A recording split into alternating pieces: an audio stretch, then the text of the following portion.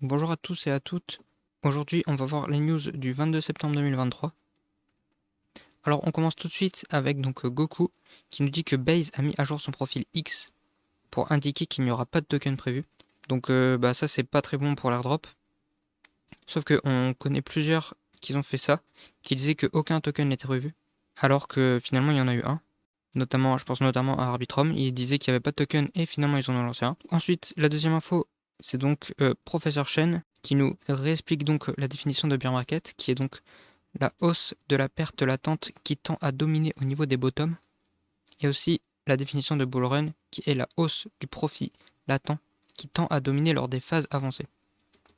Et avec donc des graphes, donc en gros, là on est potentiellement déjà dans un bull market, car le profil latent il domine en 2023, comme on peut voir sur les graphes, contrairement à 2022 où on peut dire que c'était le bear market, avec donc toute cette phase là dans le rouge, où on peut voir. Donc voilà, donc ça c'est juste un état sur le marché global. Ensuite c'est Justin Sun, donc le créateur de Tron, qui a mis une vidéo de 1 minute 24, et donc qui dit que Tron est imbattable dans l'avenir de la sauvegarde des monnaies, etc. Avec donc une vidéo de 1 minute où on voit lui qui se bat contre on ne sait quoi, contre une ombre. La seule chose qu'on voit, c'est que Justin Sun, il est fou.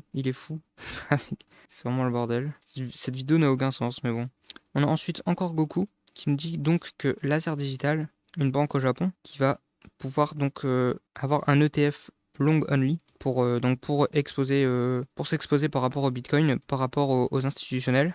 Voilà, ça peut encore être une bonne nouvelle, même si en soi ça impacte pas directement le prix, car c'est pas un ETF spot, donc en gros ils vont pas détenir un Bitcoin pour chaque ETF qui est long dedans. Ensuite on a donc Watcher.guru qui dit que les parents de SBF ont reçu 16,8 millions de dollars qui ont été volés, dont 16,4 et 16,4 millions en propriété, donc dans des maisons quoi, aux Bahamas. Et ce qui rejoint donc ce que Goku dit avec plus de précision, donc FTX qui accuse les parents de SBF d'avoir récupéré des millions de dollars de fonds frauduleusement transférés et détournés, notamment avec des frais exorbitants, un salaire annuel de 200 000 pour donc le père, 18 millions de dollars de propriété aux Bahamas et 5 millions de dons à l'université.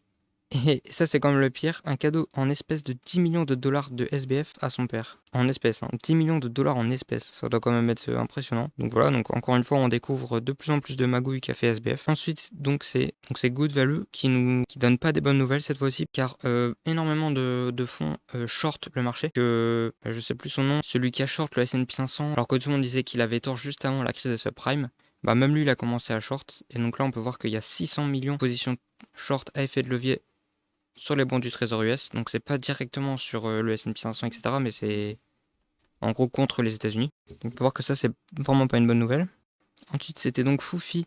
Foufi, c'est un YouTuber crypto qui est assez malade, à vrai dire. On peut voir de toute façon à sa photo de profil. Il est assez drôle.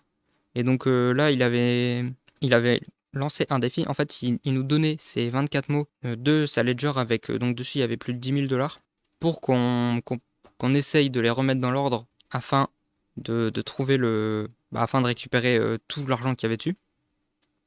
Sauf que malheureusement, il a dû arrêter parce qu'il y a quelqu'un qui a leak les mots dans un certain ordre.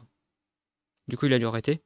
Même si, à part si on avait vraiment au moins 20 mots, ça aurait été facile, mais si on avait juste 2 ou 3 mots, ça aurait quand même été quasiment impossible de trouver les mots dans le même ordre, même avec des machines qui puissent tester des millions de possibilités par seconde.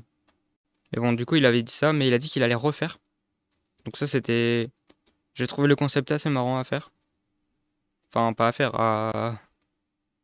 le concept qu'il a fait était assez marrant. Donc voilà, donc je vous le dirai s'il le refait. Donc ensuite, c'est CoinGecko qui nous dit que donc le LUSD, donc c'est un stablecoin qui était natif sur Linea, donc notamment sur Linear, qui a totalement dépeg cette nuit, enfin la nuit du 22 septembre.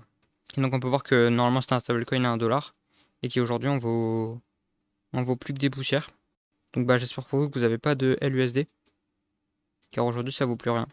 Et ensuite ça c'est un petit peu la news bonus, c'est donc Arbitrum qui annonce que l'Odyssée retourne en compagnie avec Galex. Donc on peut recommencer, donc ils vont à nouveau faire des quêtes sur Galex pendant 7 semaines de suite.